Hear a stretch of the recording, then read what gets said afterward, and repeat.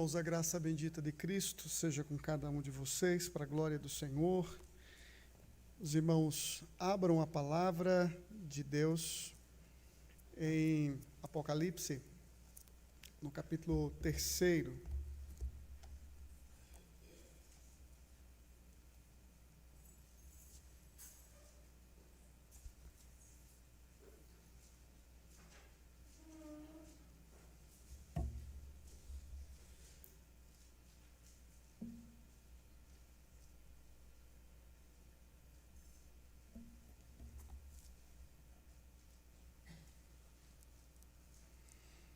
Apocalipse capítulo 3, irmãos, leremos a palavra do Senhor do versículo 7 ao versículo 13.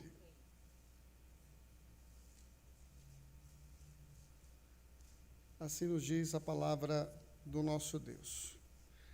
Ao anjo da igreja em Filadélfia escreve: estas coisas diz o santo, o verdadeiro, aquele que tem a chave de Davi, que abre e ninguém fechará, que fecha e ninguém abrirá.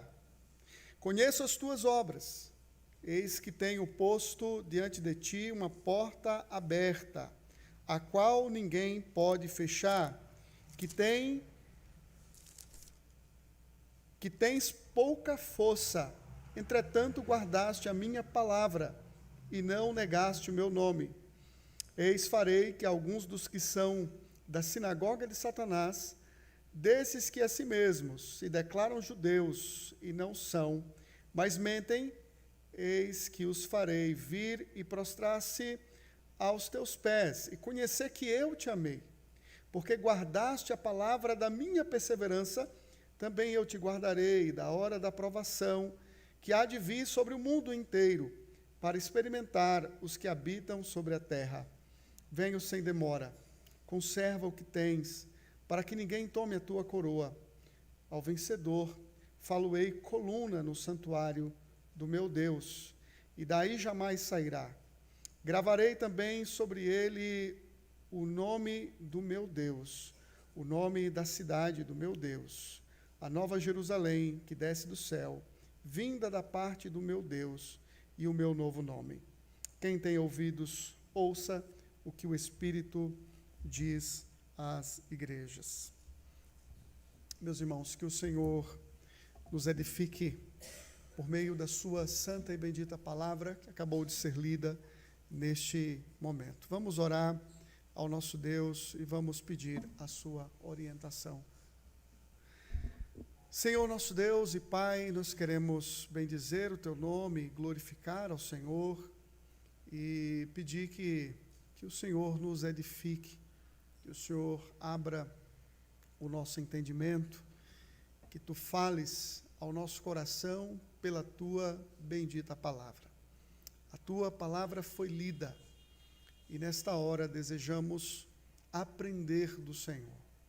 Ó Deus, reconhecemos a nossa finitude, a nossa limitação, reconhecemos que precisamos do Senhor e por isso clamamos a tua iluminação e a ação do teu Espírito em nós, a fim de que todos possamos entender o que tu tens, o teu recado para o nosso coração nesta noite. É a nossa oração em nome de Jesus. Amém.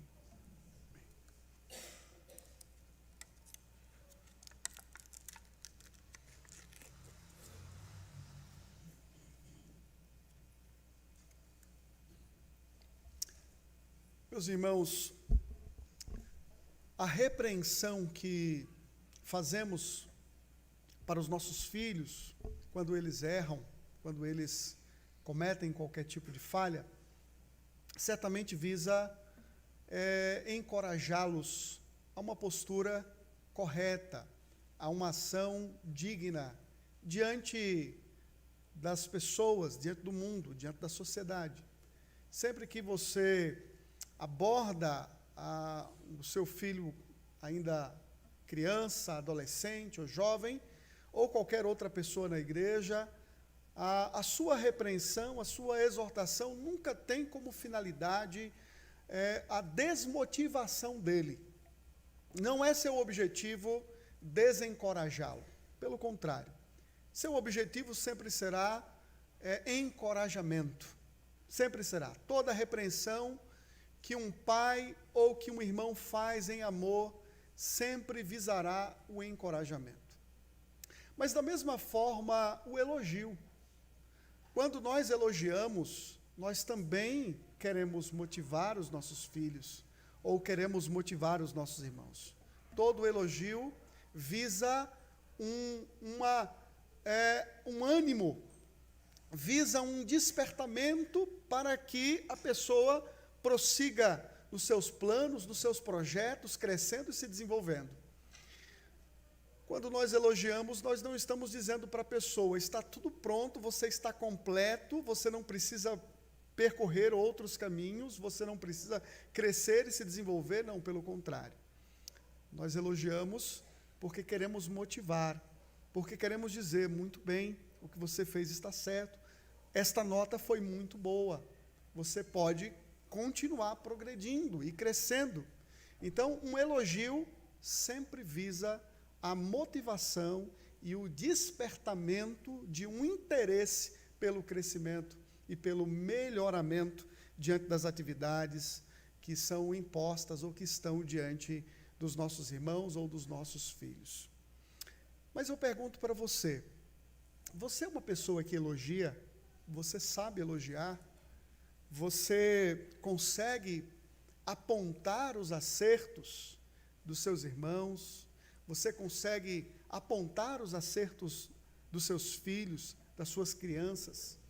Isso é importante. O Senhor Jesus, Ele tanto critica, como também elogia.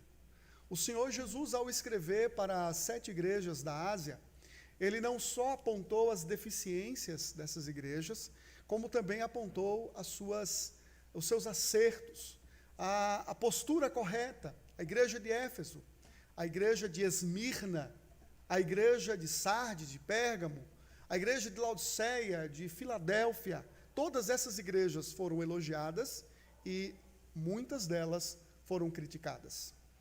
5 igrejas foram criticadas pelo Senhor, foram repreendidas pelas suas deficiências, pelos seus deslizes diante de Deus, mas apenas 2 foram elogiadas, apenas 2 foram contempladas pelo Senhor e trouxe um prazer no coração do Senhor Jesus, de tal forma que Ele se dirigiu a essas igrejas com elogios.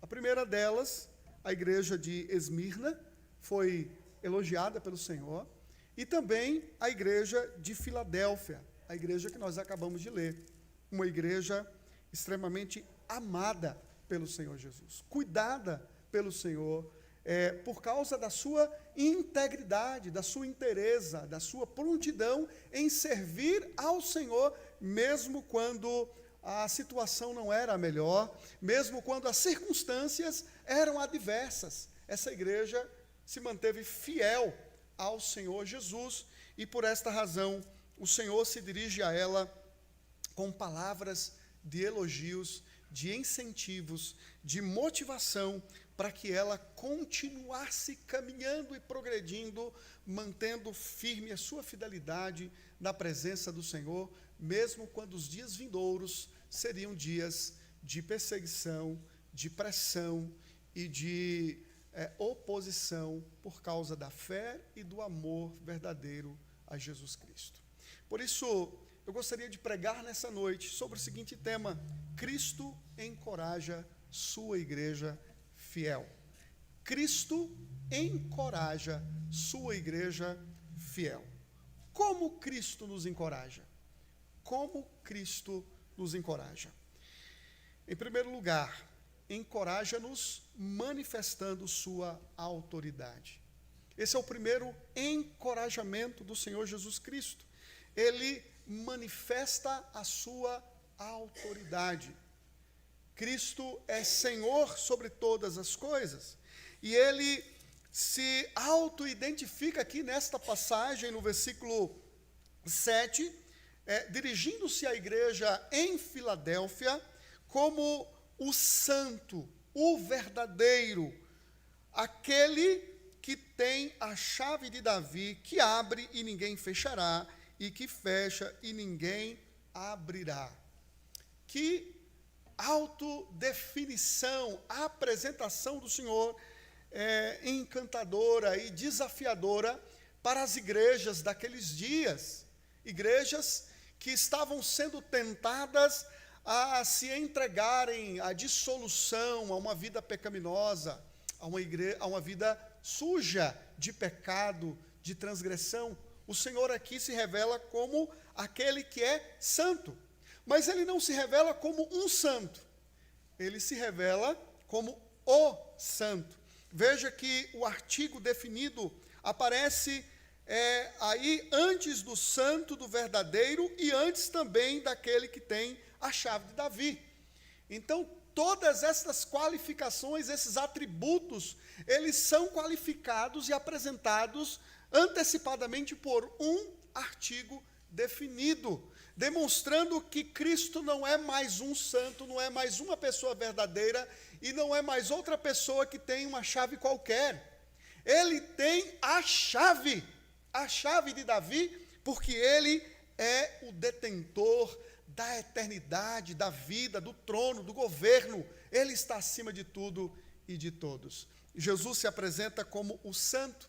Se você, por exemplo, olhar para o livro de Isaías, você vai encontrar a expressão santo, o santo de Deus, ou o santo Deus, por mais de 20 vezes. O santo de Israel, ele é descrito como aquele que é o santo de Israel, o todo separado, o Senhor que é puro e que está exaltado acima de todas as coisas. Você se lembra quando Isaías teve aquela visão do Senhor?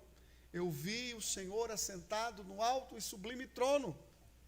E os anjos cantavam, os serafins cantavam, santo, santo, santo é o Senhor dos exércitos, toda a terra está cheia da sua glória. E Yahvé é o santo de Israel, em Isaías e todo o Antigo Testamento. E aqui o próprio Cristo se apresenta como sendo o santo. O que ele está fazendo aqui, meus irmãos, é reconhecendo ou revelando-se como o próprio Deus. Se você olhar também para o livro de Marcos, o Evangelho de Marcos, lá no capítulo 1, os próprios demônios reconhecem que Cristo é o santo de Deus. Sabemos que tu és o santo de Deus. O próprio inferno reconhece a divindade e reconhece que Cristo é o Messias de Deus. O apóstolo Pedro também, juntamente com todos os outros discípulos do Evangelho de João, no capítulo 6, reconhece que Cristo é o santo de Deus. Para onde nós iremos, se só tu tens a palavra de vida eterna? Por quê? Porque ele é o santo de Deus. Cristo se revela a esta igreja como sendo o santo, aquele que não é um santo, mas ele é o santo. Meus irmãos, isto é um incentivo à santidade, isso é um incentivo a reorientarmos as prioridades da nossa vida. Quando o Senhor Jesus se revela como sendo o verdadeiro santo, isso nos auxilia e nos motiva a repensarmos na nossa própria vida, na nossa integridade, na nossa pureza, na nossa relação diária com o nosso Deus. Afinal de contas, as Escrituras dizem para que sejamos santos porque Deus é santo. Mas ele também se revela aqui como o verdadeiro, né? Não se revela como aquele que tem a verdade, mas como aquele que é o verdadeiro. A igreja de Laodiceia, por exemplo, ele se revela como o Amém, assim seja. Ele se revela também como a testemunha fiel e verdadeira. Cristo detém o testemunho verdadeiro, ele é a verdade, mas ele não só é a verdade, ele se identifica como o verdadeiro Messias. Embora os judeus o rejeitassem como um falso pretendente messiânico, Os próprios judeus aqui, que serão descritos nesta carta como sinagoga de Satanás, eles negavam a Cristo como o verdadeiro Messias, o verdadeiro Cristo de Deus. Então aqui ele se apresenta como sendo o cumprimento inicial da profecia sobre a nova criação. Ele é o Messias verdadeiro que trará à existência uma nova criação. Ele cumpre de forma plena e perfeita toda a profecia de Deus descrita no Antigo Testamento. Mas o texto também diz que ele é aquele que tem a chave de Davi, né? Aqui é uma referência ao texto de Isaías 22, quando diz: porei sobre o seu ombro a chave da casa de Davi, ele abrirá e ninguém fechará, fechará e ninguém abrirá. Né? Então, o que está em evidência aqui é a promessa do reino davídico. Deus prometeu a Davi um reino eterno, uma casa eterna. Né? Vocês se lembram que lá no Antigo Testamento, Davi tinha o interesse de construir uma casa para Deus.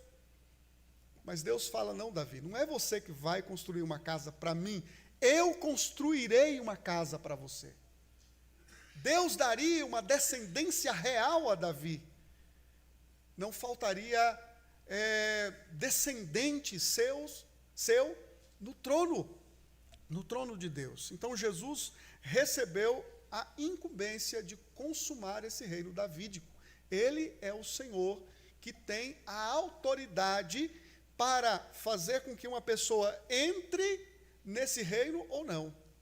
Ele é quem tem a autoridade para fazer isso. Só Cristo determina quem entrará no reino de Deus e quem ficará fora dele.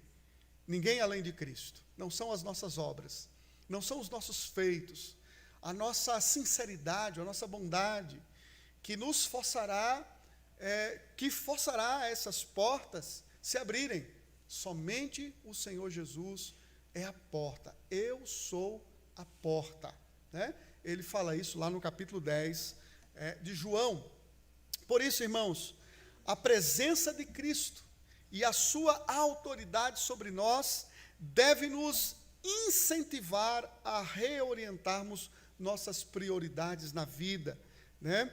Como é possível crer e servir a um Deus santo, puro e justo, por meio de uma vida suja, com pensamentos e motivações pecaminosas? Como é possível? Que coerência há em servirmos a um Deus tão puro, tão verdadeiro, tão separado em majestade e glória, e ao mesmo tempo cultivarmos no coração sujeira, ou nos nossos pensamentos coisas más, coisas ruins? Eu não posso viver em oposição a Cristo, meus irmãos, nem aos seus mandamentos. Assim, nós precisamos de uma vida santa, um casamento santo, onde seu nome é honrado e glorificado. Precisamos de relacionamentos santos, de negócios santos, de olhares santos. Precisamos de pensamentos e ações santas. Toda a nossa vida deve ser permeada pela santidade de Cristo. Tudo que somos, tudo que fazemos, tudo que realizamos, Cristo deve guiar e orientar todas as nossas decisões e todos os nossos pensamentos. É uma incoerência defendermos e falarmos da majestade, da divindade de Cristo e afirmarmos que Ele habita em nós por meio do seu Espírito e, ao mesmo tempo, vivermos de forma totalmente oposta ao que o nosso Senhor é. Mas outro ponto que é relevante aqui para o nosso aprendizado é que Cristo, Ele é o verdadeiro e Ele é o único que pode dar acesso à salvação. Ele é a verdade, Ele é a verdadeira testemunha, e a parte dele ninguém pode entrar na vida. da vida eterna. Por isso, você precisa testemunhar de Cristo. Você precisa falar de Cristo. Você precisa se apegar a Cristo e falar de Cristo. Muitas pessoas na nossa família, muitas pessoas fora da nossa família, aqui no nosso bairro, na escola dos nossos filhos, no nosso trabalho, muitas pessoas estão apegadas a falsas ideias, falsos pensamentos.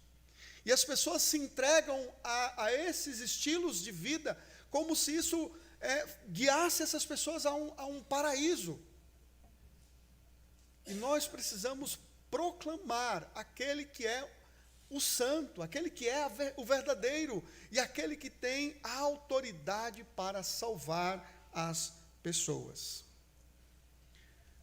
Você já teve a experiência de chegar na sua casa cansado, aquele dia de trabalho, cansativo, exaustivo, encarou esse trânsito de São Paulo, chegou em casa, sua esposa não está lá, seus filhos não estão lá, e você espera um refúgio, um descanso muito tranquilo, e você bate a mão no bolso, e você descobre que você não está com a chave.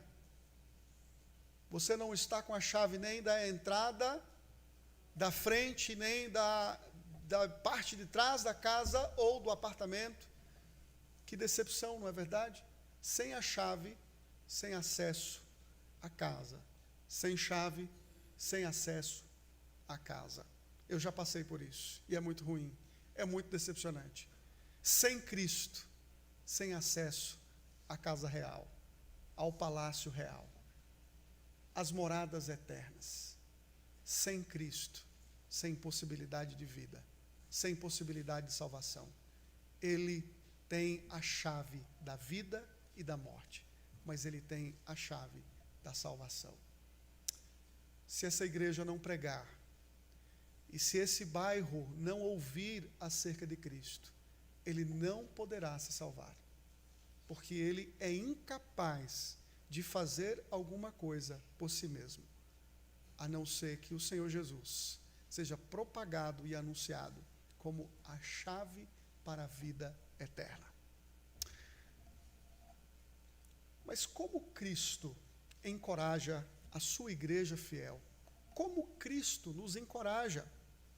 Encoraja-nos manifestando o seu cuidado. Encoraja-nos manifestando o seu cuidado em segundo lugar.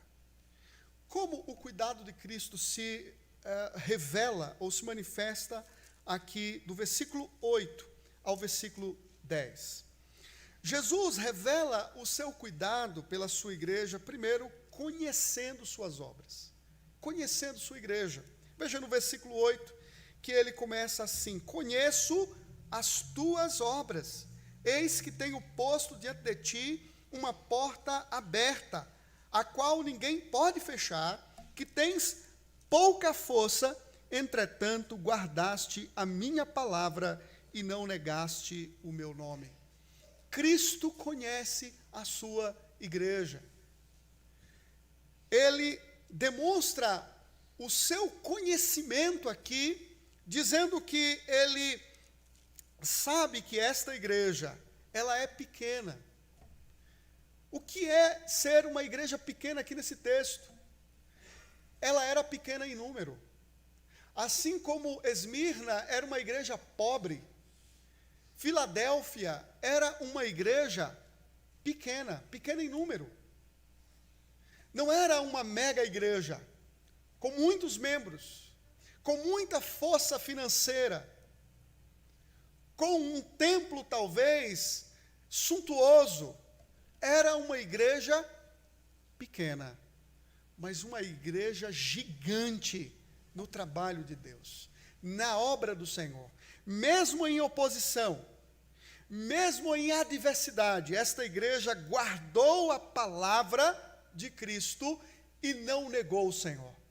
Ela não negou o Evangelho, ela cumpriu o Evangelho de Cristo, ela guardou a palavra do Senhor, ela se submeteu, Ela não simplesmente viveu a palavra de Deus, como também propagou a verdade de Cristo. E certamente, por meio da sua vida, ela também honrou o nome do Senhor Jesus. Hoje pela manhã, o presbítero Flávio leu aqui a pergunta do catecismo de Westminster referente ao terceiro mandamento. E o terceiro mandamento é: não tomarás o nome do Senhor teu Deus em vão. Como você toma o nome de Deus em vão? Você toma o nome de Deus em vão quando você não obedece a Deus. Quando você não vive a sua palavra e não proclama o seu evangelho, você está quebrando o terceiro mandamento. Você não só desonra o terceiro mandamento quando você toma o nome de Deus em vão falando, mas quando você o carrega desonrosamente. Quando nós não vivemos, quando nós não praticamos a sua palavra, você precisa entender que você não só carrega o nome de Cristo nos lábios, você carrega o nome de Cristo na vida, meu irmão. Nós somos o povo de Deus, somos o povo da aliança, somos o povo cristão, o povo do pacto. Portanto, quando eu vivo incoerentemente diante do meu Senhor, eu estou quebrando o terceiro mandamento. E esta igreja honrou a Cristo, guardando a sua palavra e honrando o seu nome, destacando o seu nome, mesmo num contexto de oposição, mesmo num contexto onde o nome de Cristo não era honrado pelos judeus, que deveriam adorá-lo, que deveriam reconhecê-lo, cultuá-lo, pregá-lo. Esses tais negavam a Cristo. E esta igreja gentia, ou gentílica, ela guardou o nome de Cristo e honrou o nome de Cristo. Por que isso? Porque o cuidado de Cristo é evidente aqui. O cuidado de Cristo é evidente quando ele fala: eis que tenho posto diante de ti uma porta aberta. Por que esta igreja é fiel? Porque Cristo é fiel. Porque Cristo é o sustentador da sua igreja. Porque Cristo é quem cuida do seu rebanho. Ele abriu uma porta para esta igreja. Uma porta foi aberta e permanecia aberta e ninguém poderia fechá-la. Porque o Senhor que tem a autoridade de abrir e de fechar, porque Ele tem a chave nas suas mãos, Ele abriu uma porta para esta igreja. E você poderia perguntar assim: mas qual é a diferença do abrir e do fechar, do versículo 7, para o abrir a porta do versículo 8? A diferença é que, no versículo 7, o fato de Cristo ter nas mãos a chave indica que Ele é o acesso, é quem dá o acesso à eternidade. Não existe salvação se Cristo não abrir a porta. E não há possibilidade de salvação quando Ele fecha a porta. Você se lembra do dilúvio? Deus deu um tempo para Noé construir a arca. E nesse tempo, Noé pregava, ele era o pregador da justiça, ele pregava o evangelho, diz Pedro, que já antecipadamente ele pregava a justiça de Deus naqueles dias. Mas quando a arca foi concluída, o anjo do Senhor veio e fechou a arca. E aquelas pessoas, quando veio o juízo, elas clamavam e suplicavam para que elas pudessem entrar na arca, mas a porta estava fechada. Não existe salvação quando Cristo fecha as portas. Mas aqui, Cristo está falando: eis que eu coloquei diante de você uma porta aberta. Uma porta que salvou esta igreja, mas uma porta que permanecia aberta. Isso é uma referência à oportunidade de evangelização, à oportunidade de pregação do evangelho. Esta cidade era uma cidade extremamente, era muito bem localizada. Ela era uma porta para a entrada oriental no Império Romano. Tinha vários acessos. Ela era uma cidade riquíssima em cultura. era um centro cultural, a cidade de Filadélfia. E o que o Senhor Jesus Cristo está falando é que a cidade não só tinha grande relevância no Império Romano, como a própria igreja, no contexto de uma cidade relevante, a igreja expressava a sua fidelidade pregando o Evangelho, mas porque o próprio Cristo havia proporcionado esta porta aberta. É a oportunidade da pregação do Evangelho que o Senhor Jesus está colocando aqui. Ele abriu uma porta que ninguém podia fechar. Diferentemente de outras igrejas que estavam inativas diante da igreja, tinha fama de igrejas vivas, mas eram igrejas mortas. Filadélfia era uma igreja viva, e viva porque ela experimentava uma relação profunda com Cristo, revelada no seu próprio trabalho, na sua empolgação, na sua intenção, na sua intensificação e dinâmica evangelística. Era uma igreja santa, fiel, mas uma igreja fiel no serviço do Senhor. Uma porta foi posta diante de ti, e ninguém poderá fechar. Que coisa preciosa, meus irmãos. Mas o que me chama a atenção aqui é que esta não é uma igreja grande, é uma igreja pequena. O Senhor, muitas vezes, se vale não de grandes coisas, mas das pequenas coisas. Nem sempre as grandes igrejas são as igrejas mais missionárias. São as igrejas mais aplicadas à evangelização e ao trabalho do Senhor. Muitas vezes a obra missionária é realizada por meio de pequenas igrejas. E alguma coisa que os missionários me falavam, ou sempre me falam quando vêm pedir o apoio das igrejas, eles falam assim, olha, nós sobrevivemos não das grandes ofertas, mas nós sobrevivemos das pequenas ofertas. Porque a pequena oferta de uma igreja, a pequena oferta de uma outra igreja, aqui, ali, somando-se essas ofertas, aí então eles compõem a sua própria receita. Não são as grandes ofertas, mas as pequenas ofertas, muitas vezes de pequenas igrejas, fazendo a obra do Senhor. Muitas vezes você pensa que na igreja de Cristo o trabalho será feito pelas pessoas mais capacitadas intelectualmente, as mais habilidosas na fala. Por incrível que pareça, às vezes o trabalho de evangelização na igreja não é realizado por pessoas capazes, profissionalmente. O trabalho é feito muitas vezes por pessoas limitadas no seu conhecimento. Gente com português truncado, gente que não teve a oportunidade de estudar, talvez como eu e você. São pessoas que na sua simplicidade são usadas por Deus para fazer a obra de Deus.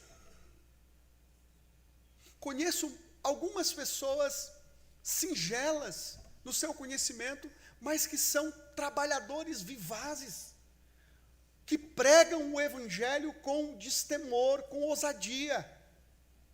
E conheço ao mesmo tempo muita gente capacitada intelectualmente que não tem a coragem de falar uma palavra sequer do Evangelho.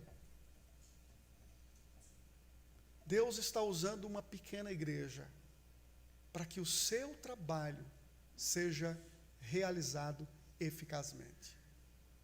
Uma porta foi aberta e aquela oportunidade não seria desperdiçada por esta igreja. Mesmo em meio à oposição, ela realizaria a obra do Senhor. Tome consciência disso, meu irmão.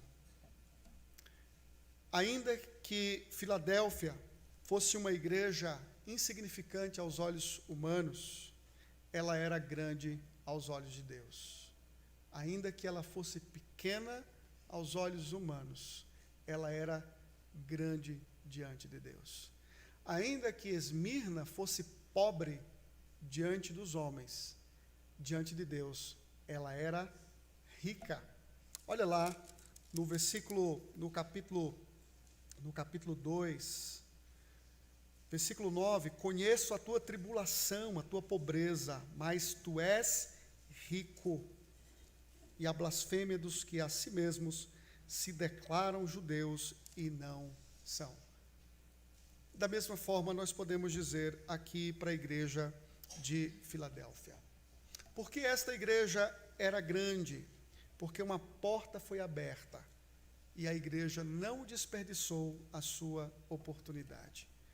Quando Cristo abre uma porta na vida de uma igreja, na vida de uma pessoa, ainda que todo o inferno se levante contra ela, a porta não será fechada.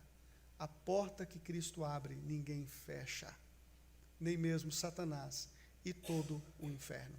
Oremos por essa porta aberta aqui em Vila Espanhola. Oremos como os moravianos, se preciso, 100 anos em oração, para que em 20 anos façamos aquilo que em 200 anos muitas igrejas não fizeram. Oremos para que Deus abra uma porta e mantenha essa porta aberta, para que o Evangelho seja anunciado e para que pessoas sejam convertidas ao seu nome, a Cristo, a chave para a eternidade. Oremos por isso, meus irmãos, porque há mais de 68 anos, uma porta se abriu para esta igreja. Ela surgiu lá em Vila Espanha, lá na Rua Zilda, e ela se mantém aberta até hoje. Não deixemos esta oportunidade passar, mas anunciemos aqui, como foi anunciado lá na Rua Zilda. O que foi anunciado lá há mais de 68 anos, anunciamos aqui. A nossa igreja praticamente é formada por pessoas de fora do bairro. Eu gostaria de ver mais gente do bairro. E mais pessoas do bairro estarão aqui, se nós pregarmos o Evangelho. Se nós evangelizarmos esse lugar. Se aproveitarmos esta porta que está aberta. Se ela não está, então oremos, para que Cristo, na sua graça, abra uma porta, uma oportunidade de evangelização, para que pessoas, famílias, crianças, adolescentes e jovens sejam convertidos ao Senhor. Aprendamos a acolher as crianças que vêm da rua para esta igreja. Acolhamos. Se elas vêm para jogar bola, se elas vêm para comer, para o que for, acolha as crianças do bairro. Acolha os jovens. Acolham, porque nós queremos pregar o Evangelho. Ensine o seu filho que quando um visitante vier aqui, ele não deve dar atenção apenas para o amiguinho da igreja, não. Ele tem que dar atenção para aquele rapazinho, para aquela moça do bairro que está vindo. Eles precisam se sentir acolhidos por nós, porque é nossa missão neste lugar.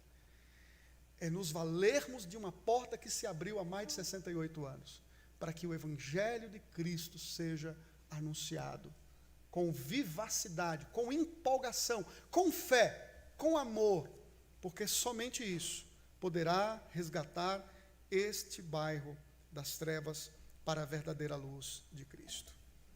Cristo, Ele conhece a sua igreja, mas Cristo cuida da sua igreja, não só conhecendo, Cristo cuida da sua igreja, expressando o seu amor por ela. Veja no versículo 9: eis farei que alguns dos que são da sinagoga de Satanás, desses que a si mesmos se declaram judeus e não são, mas mentem, eis que os farei vir e prostrar-se aos teus pés e conhecer que eu te amei. Que coisa gloriosa é o que Jesus está falando que fará por esta igreja. Uma igreja que foi rejeitada, que foi perseguida, que não tinha a liberdade de adentrar a sinagoga judaica. O Senhor Jesus Cristo está dizendo: olha, esses não são a verdadeira sinagoga. Aí não está a verdadeira. Esses tais são sinagogas de Satanás. Você se lembra no capítulo 8 de João, que o Senhor disse que vocês não são filhos de Abraão, vós sois filhos do diabo. O diabo que é vosso pai, porque ele mente desde o princípio. Esses homens não mentiam aqui por serem descendentes físicos sanguíneos de Abraão. A mentira é porque eles se achavam descendentes espirituais, o verdadeiro povo pactual. O que o Senhor está dizendo é que eles são mentirosos por isso. Mas eles não só são mentirosos, porque eles não eram descendentes espirituais, porque eles negavam a Cristo, negavam que Ele era o Messias. Eles negavam que Ele era o verdadeiro descendente de Davi e rejeitavam o verdadeiro povo de Deus. Eles não apenas negavam o verdadeiro Messias, como eles negavam o verdadeiro Israel, o verdadeiro povo. Quem é o verdadeiro Israel de Deus? O verdadeiro Israel de Deus é a sua igreja, somos nós.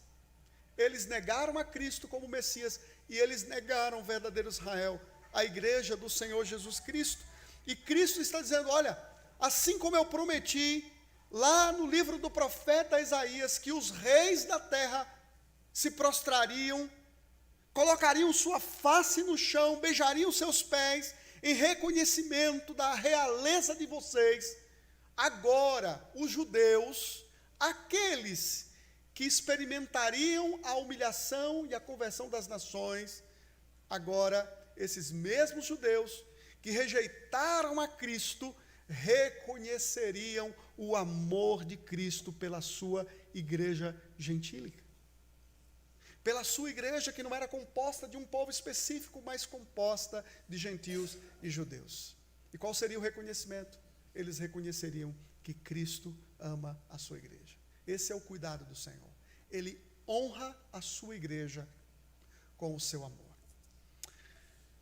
O Dr. Butler foi um missionário no sertão nordestino e ele trabalhou como médico e missionário no interior do Pernambuco e fez um grande trabalho. Não só curou muitas vidas por meio dos seus dons, mas também curou muitas vidas por meio da pregação do Evangelho de Cristo.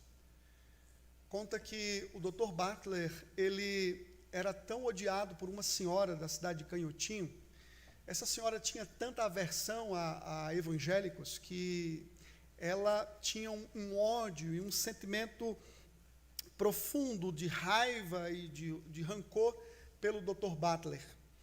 E ela havia tomado uma decisão muito cruel de não só falar mal, mas também de proibi-lo de passar pela sua própria calçada, pela calçada da sua casa. Esta mulher veio a adoecer e a sua doença era terrível. Não havia médicos na região, o Dr. Butler era o único médico daquela região. E aquela mulher adoeceu, todos os recursos caseiros, a medicina popular não foi possível, a cura daquela mulher, e ela só definhava, e cada dia mais ela passava mal. E a única oportunidade para aquela mulher era a visita do Dr. Butler, era ser cuidado por ele. E quando não tinha mais jeito, ela começou a pensar, será que ele viria na minha casa? Será que ele viria aqui? Era aquele sentimento da necessidade, mas ao mesmo tempo da desconfiança. Por fim, não tinha mais jeito, o tempo havia passado, aquela mulher já estava caminhando para a morte, de tão mal que estava, e então convocaram o Dr. Butler. Ele foi à casa daquela senhora, e ele a tratou amoravelmente, com muito amor, com muito carinho. Dias depois, aquela senhora já estava muito boa, já estava recuperada, e ela então se dirige ao Dr. Butler e diz, doutor, agora eu quero saber quanto lhe devo. Quanto lhe devo? Houve uma pequena pausa, o Dr. Butler estava ali na sua mesa, sentado, dando a impressão de que estivesse fazendo todo o cálculo da conta, do débito daquela senhora. Por fim, então, ele termina, ele se levanta e ele se dirige à porta. E então ele se volta para aquela senhora e diz, minha senhora, eu quero apenas uma coisa, como pagamento dos meus serviços. Quero que a senhora me deixe passar pela sua calçada. Foi a única coisa que ele falou para aquela senhora. Dali surgiu uma grande amizade entre ele e aquela senhora. Uma amizade sincera. É o reconhecimento de um missionário, de um homem de Deus, que trabalhou com afinco, com dedicação no sertão pernambucano, que levou muitas pessoas, não só a reconhecerem o trabalho missionário realizado, mas levou muitas pessoas ao reconhecimento da glória, do louvor de Jesus Cristo. Cristo é o Senhor. A honra é dele. Quando a sua igreja é valorizada, Cristo é valorizado. Saulo, Saulo, por que me persegues? Perseguir a igreja de Cristo é perseguir o próprio Cristo. Perseguir a noiva de Cristo é perseguir o próprio noivo. Ele é o Senhor da igreja, ele é o marido da igreja, ele cuida da sua igreja. Primeiro, conhecendo as suas necessidades. Segundo, amando a sua igreja. E terceiro, guardando a sua igreja. Veja no versículo 10: porque guardaste a palavra da minha perseverança, também eu te guardarei da hora da provação que há de vir sobre o mundo inteiro, para experimentar os que habitam sobre a terra. Veja, irmãos, Cristo conhecia as obras daquela igreja, Cristo amava aquela igreja, e ele honraria aquela igreja, levando os próprios judeus, sinagoga de Satanás, ao reconhecimento de que ele amava a sua igreja e de que aquela igreja era o verdadeiro Israel de Deus. Mas ele também diz que guardará esta igreja porque ela guardou a sua palavra. A sua palavra fora guardada, e por esta razão Cristo guardaria a sua igreja. E ele fala aí: guardarei da hora da provação que há de vir sobre o mundo inteiro, para experimentar os que habitam sobre a terra.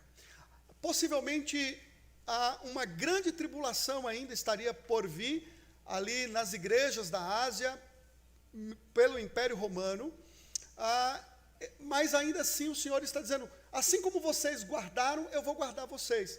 Mas a promessa aqui não é de guardar fisicamente, a promessa é de guardar espiritualmente. Ainda que a igreja passasse por muitas lutas, Cristo guardaria espiritualmente a sua igreja. A tribulação da igreja começou desde o primeiro momento em que Cristo veio, se encarnou, sofreu, morreu e ressuscitou. Nós estamos nesse período milenar da tribulação, mas ainda uma grande tribulação está por vir sobre o mundo. E a promessa de Cristo aqui, o seu cuidado pela sua igreja, é de que ele guardará a sua igreja. Ele não está prometendo tirar a sua igreja do problema, tirar a sua igreja da adversidade, mas ele está dizendo: eu vou cuidar da minha igreja espiritualmente em meio à tribulação.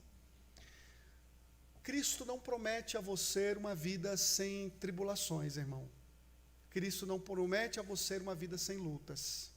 Se você espera uma vida tranquila nesse mundo, você espera uma coisa que você não vai ter. Porque o Senhor Jesus Cristo disse que no mundo vocês terão aflições. Nós passaremos por lutas, passaremos por batalhas.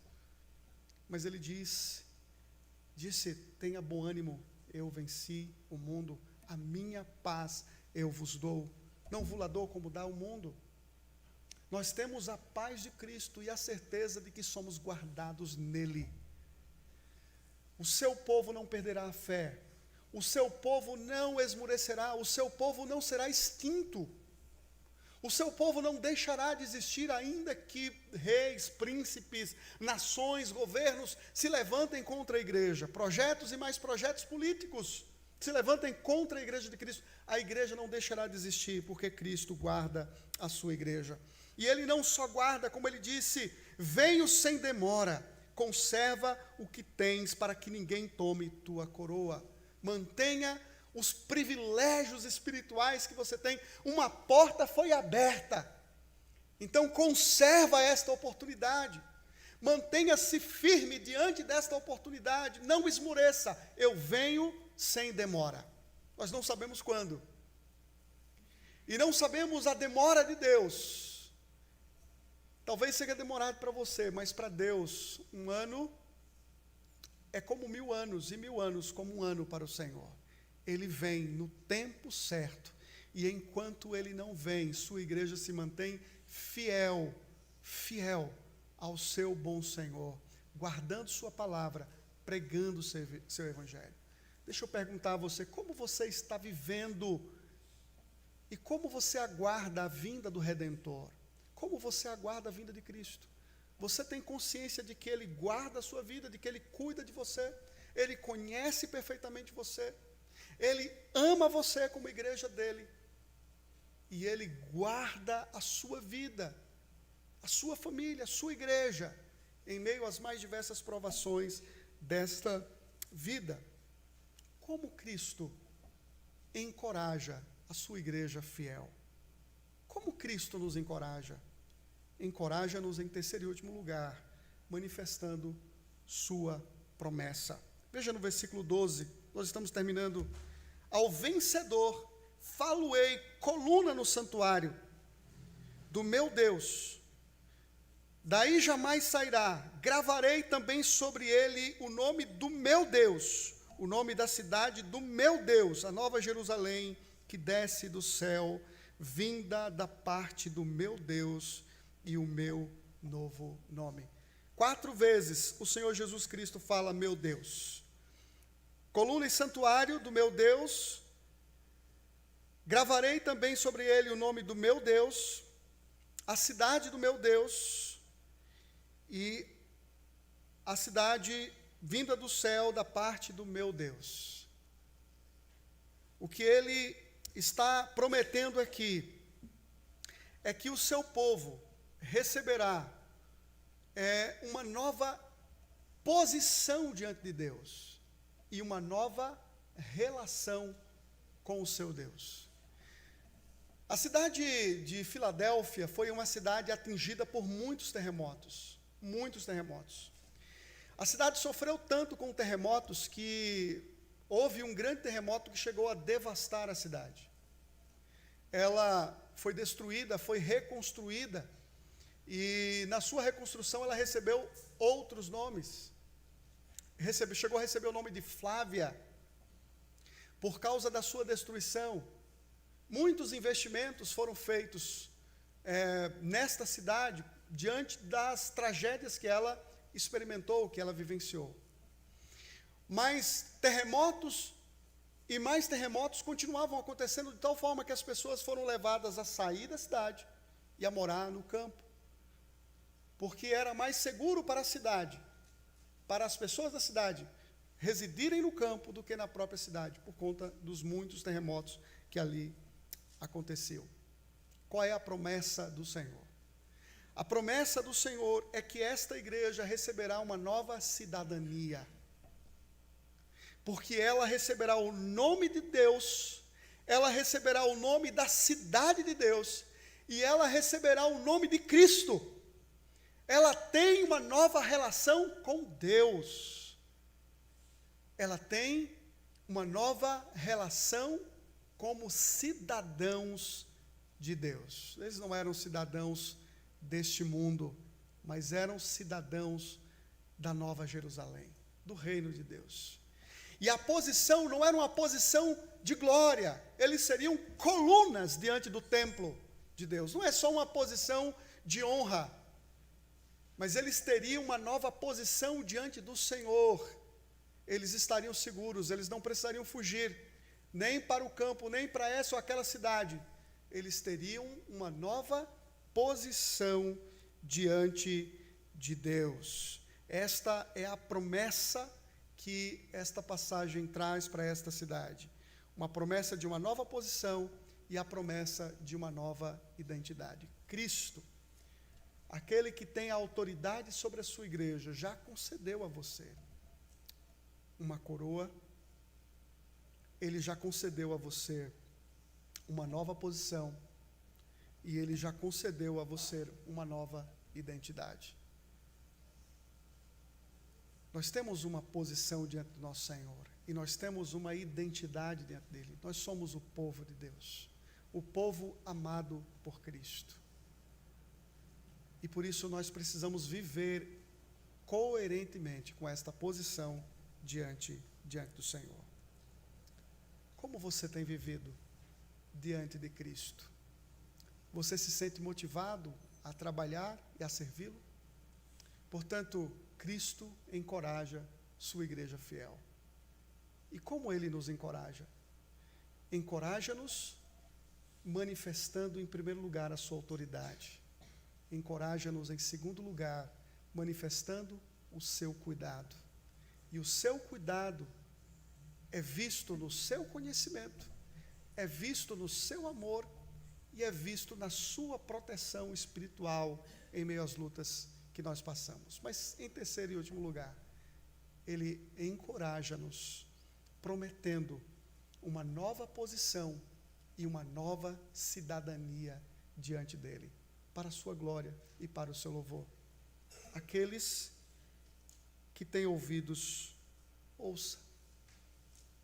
Quem tem ouvidos, ouça o que o Espírito diz às igrejas. Ouça o que Cristo diz para você. E viva em gratidão e serviço fiel ao Deus fiel, que em todo tempo nos ama, para a sua glória. Amém.